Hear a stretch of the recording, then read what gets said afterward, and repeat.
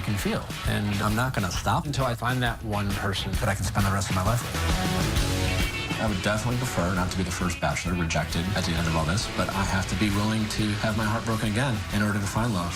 Oh, wait, you had Bachelor, can I just touch you? You is so fine. Oh, well, thank you. Like, I'm never going to give up. I don't care how many times I have to try. I'm going to give America a happy ending. Exactly. As soon as I said, I was like...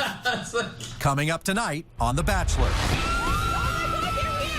Nick's journey to find love begins. I am so happy it's you. Whatever preconceived notions the women have of me, my hope is that they come in with a clean slate and an open mind. All my girlfriends were like, no, he's a complete piece of... And then a woman from Nick's past shows up at the mansion. I actually met Nick once before. We had a lot of fun, and I'm curious to see if he remembers what happened that night. I'm really excited to see you.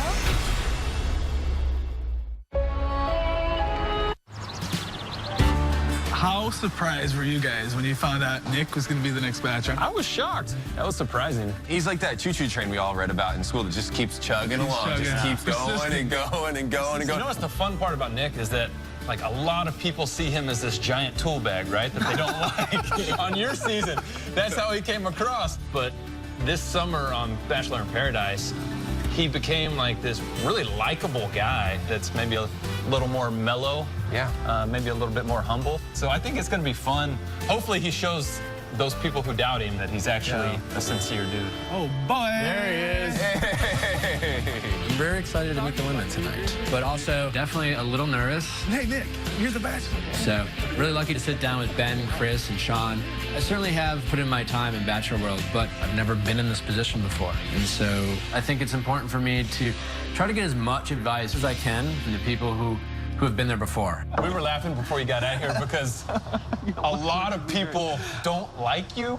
I say that in the nicest way. We all like you. We want the best for you. I feel like I've won them over. No, but a lot of people maybe didn't tune into Bachelor in Paradise. That's true. That was your redemption tour. You know, in Paradise, I was myself, and I feel like over time, the more people have got a chance to see me, I think they've gotten to know me better and appreciate the person I am. You and I began this journey together. I mean, you remember how nervous?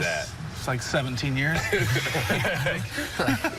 Ben was in the third grade when y'all started. We came in horse-drawn carriages. You remember how nervous you were going into that first night, how sucky that was, but exciting and great? I remember my night one with Andy like it was yesterday. I was so nervous. Like, I was literally like shaking inside. So I've been trying to kind of just stay pretty calm and not get too worked up. But I think now that tonight's the night, you know, I'm pretty anxious, especially to meet the women. You know, that's the big unknown. What was the biggest shock for each of you night one? I think at night one it hit me that all these women came to like explore a relationship with me. It definitely humbled me to be like, you all so beautiful. You've given up your lives for this. You know, that's something that I have to be mindful of. We've all been on the other end of it. Some more than others. Some way more. Yeah, but in the sense that I get it, right? I look back about this process, even though I've had some ups and downs and there have been some lows, I probably wouldn't change anything because I've learned a lot about myself, and I've learned a better appreciation for how all your actions not only affect you, but can affect other people. And I hope, as a result of everything I've been through, hopefully it will put me in the best position possible and find myself in a few years where you're at now. So I think my biggest fear is that it doesn't work out. For me, the Nick I watched on television on Andy's season was not the Nick I know now. I like you and I think you're a great dude. And I would say, be yourself. This, no matter what, is gonna be extremely tough. It's gonna be life-changing, and you're gonna do great. Trust yourself. Be Nick. Like, don't change who you are for this. And don't freak out if, like, at the end you're in love and you know this is the woman for you and you're like on down on one knee, you're like, two women?